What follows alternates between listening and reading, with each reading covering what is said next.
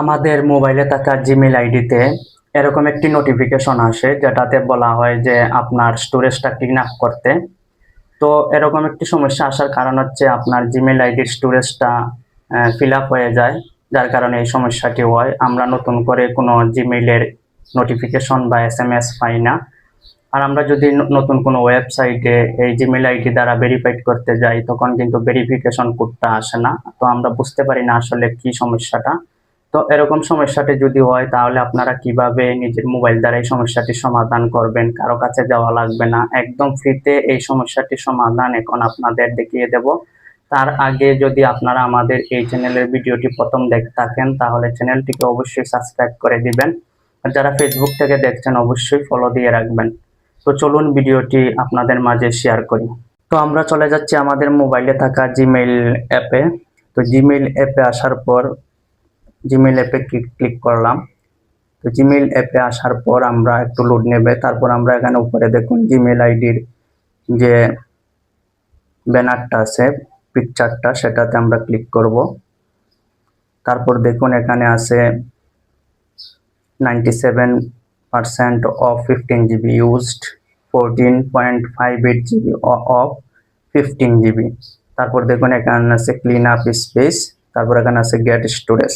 তো এটাকে মূলত আমাদের রিমুভ করতে হবে, স্পেসটাকে ক্লিন আপ করতে হবে। তো কিভাবে করব? এখানে আমরা ক্লিক করে দেব ক্লিন আপ স্পেস, যে এই জায়গাটাতে আমরা টাচ করে দেব। তারপর আমাদের সামনে দেখুন এরকম একটি ইন্টারফেস আসবে। এটাকে আমরা একটু নিচের দিকে স্ক্রল করব। অনেকের মোবাইলে অনেক রকম ভিন্নভাবে আসতে পারে। তো আমার এখানে প্রথমেই চলে আসছে, এখানে দেখুন আসছে কি large photos and videos 6 GB। তো এখান থেকে আমরা 6 GB-টাকে ডিলিট করে দেব, তাহলে কিন্তু আমাদের জিমেইল আইডিটার স্পেসটা অনেকটা খালি হয়ে যাবে। তো আমরা এখানে ক্লিক করব।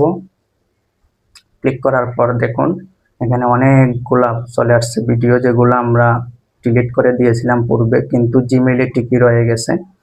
তো এখন আমরা কি করব, এখান থেকে সিলেক্ট করে দেব 2-3টা করে। তো সিলেক্ট করলাম প্রথম 3টা। তারপর দেখুন এখানে উপরে আছে ডিলিট বাটন, ডিলিট বাটনে চাপ দিলাম। তারপর এখানে দেখুন একটা আছে টিক চিহ্ন দিতে বলতেছে, এখানে চাপ দিলাম। তারপর মুভ টু বিনে দিলাম। এখন দেখুন ডিলিট হয়ে যাচ্ছে অটোতে। তো you have cleaned up 2.4 GB। তো এখানে ডান করে দিলাম। এভাবে আপনারা করে দিবেন। আবার দেখেন 4 GB এখানে এখনো রয়ে গেছে। আর আপনারা যদি টাকার মাধ্যমে গুগল অ্যাকাউন্টের মাধ্যমে যদি এটাকে স্পেস করতে চান, কিন্তু টাকা লাগবে। তো ম্যানুয়ালি কিভাবে সহজে আপনারা একদম টাকা ছাড়া এটাকে ঠিক করতে পারবেন, তার জন্যই মূলত দেখাচ্ছি। তো আবার এখানে ক্লিক করবেন লার্জ ফটোস অ্যান্ড ভিডিওস। আবার এখান থেকে সিলেক্ট করে নেবেন যেগুলো আপনাদের প্রয়োজন নয়, সেগুলো সিলেক্ট করে তারপর উপরে ডিলিট বাটনে আবার দিবেন। এখানে আবার টাচ করবেন, তারপর মুভ টু বিনে দিবেন। দেখেন অটোমেটিক ডিলিট হয়ে যাচ্ছে।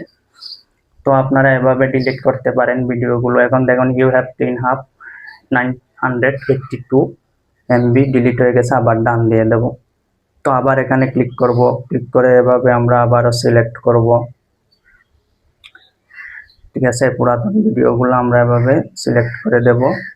তারপর আবার ডিলিটে দেব। তারপর আবার এখানে ক্লিক করব, মুভ টু বিনে দিয়ে দেব, এভাবে ডিলিট করে ফেলবো।